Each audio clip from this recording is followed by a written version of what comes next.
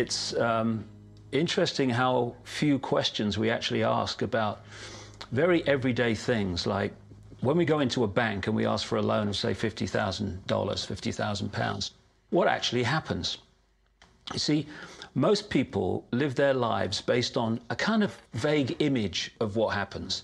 What actually happens is you ask for £50,000, they type into your account £50,000. That's all they do.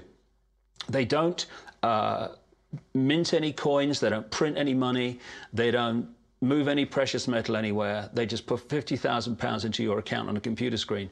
From that moment, you start paying interest on money that has never, does not, and will never exist. It turns out that banks actually have about 9 times as much money loaned out as they have on reserve in their vaults. This is possible because of what's referred to as fractional reserve lending. The way it works is that the Federal Reserve, or the central bank in any country, is legally allowed to determine the amount a bank must have on reserve. In the US, it's currently around 10%. So if you deposit $10,000 into the bank sets aside 10%, or $1,000, and then loans out the rest of your money.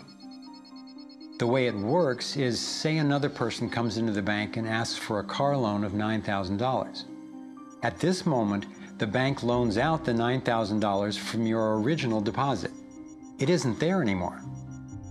The borrower then pays the person selling the car, and they go deposit the money into another bank, which is part of the same central banking system. This $9,000 is treated as a new deposit, and the process continues.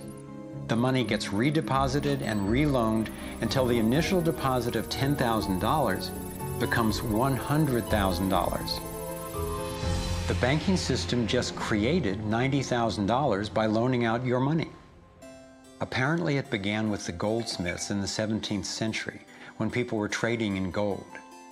Gold was heavy to carry around, so people stored the actual metal in vaults and traded receipts instead. Those receipts were the first paper money.